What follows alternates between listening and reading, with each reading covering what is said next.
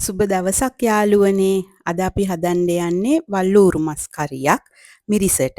මේ තියෙන්නේ වල්ලූරු මස් මේ උයන ගානට කපාගෙන මේක පොඩ්ඩක් පොඩියට කපාගත්තේ මේ පංගුවක් වල්ලූරු මස් තියෙනවා ටිකක් හයියයි හැමේ හයියට තියෙන නිසා මේක කොහොමද දන්නේ කොහොමත් අපි වල්ලූරු මස් පොඩියට තමයි කපාගන්නේ. දැන් ඉතින් අපි බලමු මේකට උවමනා කරන ද්‍රව්‍ය.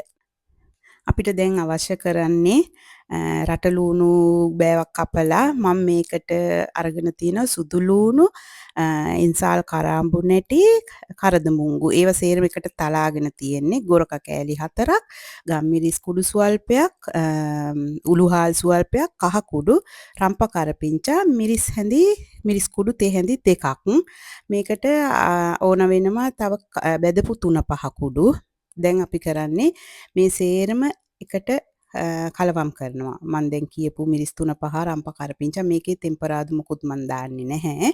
මේකේ තෙල් තියෙන මස් එකක් නිසා මම ටෙම්පරාදු කරන්නේ නැහැ.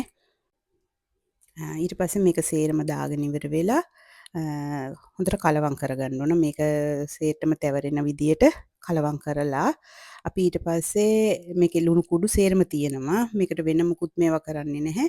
ඊට පස්සේ වතුර සුවල්පයක් දාලා මේක වැහෙන්න වතුර චුට්ටක් තැම්බෙන්න ඕන. හයියට තියෙයිද දන්නේ නැහනේ. වැහෙන්නම වතුර දාලා ඉවරලා කලවම් කරලා අපි ලිපේ තියාගන්න ඕන තැම්බෙන්න. අපි දැන් බලමු ලිපේ තියලා ඉවර වෙලා විනාඩි 20ක් විතර තියාගන්න ඕන. අපි දැන් බලමු ඊන් පස්සේ මොකද කියලා.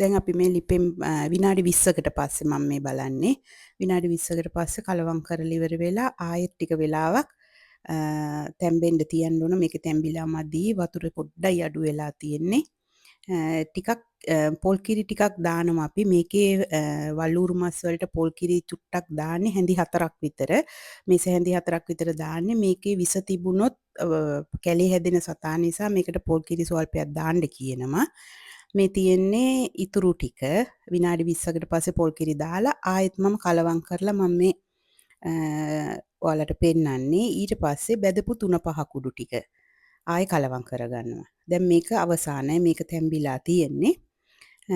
මේ විදියට තමයි වල්ලූරු මස් එක. තව ඔයාලට ඕන නම් තව චුට්ටක් හිඳෙන්න අරින්න පුළුවන්. මම මේ විදියට තමයි මේව කරගත්තේ. මොකද මේක රස්නෙටත් මේ හොදි ටික හිඳෙනවා. මේක තමයි අවසානේ. මේ තියෙන්නේ මං හදාගත්ත වල්ලූරු මස් එක. මේ විදිහේ වීඩියෝස් බලන්න ශ්‍රානියන් රෙසිපි මාව ෆලෝ කරලා සබ්ස්ක්‍රයිබ් කරලා තියාගන්න.